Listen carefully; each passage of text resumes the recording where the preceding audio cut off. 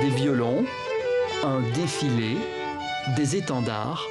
C'est une journée très spéciale qui commence sur les îles Hollande.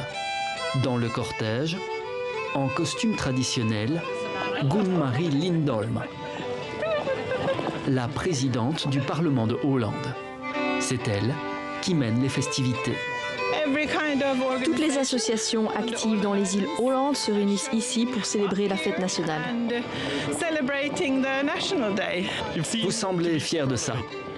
Absolument, nous sommes fiers. C'est une forme d'expression de notre identité. Une fête nationale en l'honneur de celui qui fut le premier président du Parlement, et même un hymne à la gloire du territoire. Pourtant, ici, nous ne sommes pas dans un pays indépendant. Nous sommes bien au sein de l'Union européenne, dans la seule province autonome de Finlande.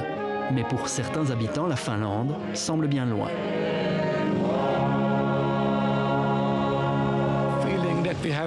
J'ai le sentiment que nous avons ici une forme d'indépendance. On appartient à la Finlande, mais on a notre propre langue, notre propre gouvernement et nos propres traditions. On appartient à la Finlande, mais nous sommes sous les îles Åland. C'est différent. C'est différent.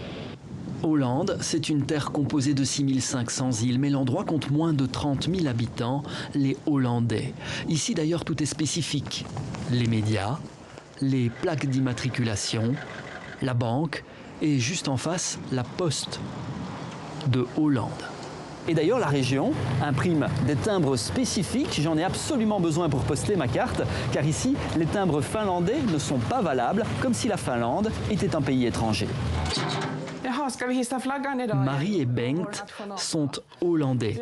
Comme tous les citoyens de l'archipel, ils parlent le suédois, la seule langue officielle. Ici, on ne parle pas le finnois comme dans le reste du pays. La région est unilingue et la langue est protégée. Leur drapeau est d'ailleurs plus proche de celui de la Suède que de l'emblème de la Finlande. Et le jour de la fête de l'autonomie, début juin, il flotte dans les jardins. C'est une chose très sérieuse. Vous ne pouvez pas laisser flotter le drapeau pendant la nuit. Vous devez le redescendre à 21h maximum. Vous ne pouvez pas non plus le poser au sol. Vous devez faire honneur au drapeau. Vraiment. Marie et Bengt nous montrent aussi leur passeport. Leur citoyenneté hollandaise est officiellement reconnue par la loi. Notre nationalité est indiquée avec le mot Finlande, mais on indique aussi la région Hollande. Ça montre que nous sommes hollandais, même si nous sommes finlandais également. Une citoyenneté indispensable pour participer à l'élection régionale, pour acquérir un bien immobilier ou pour exercer des opérations commerciales dans l'archipel. Tout cela est le fruit d'un compromis exceptionnel, signé juste après la Première Guerre mondiale, quand ces îles étaient convoitées à la fois par la Suède et par la Finlande. Quand la Finlande est devenue indépendante en 1917, les Hollandais, à cette époque, ont demandé à être rattachés à la Suède. Nous n'y sommes pas parvenus, mais nous avons reçu en échange une sorte de gouvernement autonome. Hollande obtient ce statut d'autonomie presque totale au début des années 20. En échange, ces îles devaient rester un territoire démilitarisé. Au Parlement local, la première ministre de Hollande le sait, cette autonomie attire l'attention de beaucoup d'autres régions.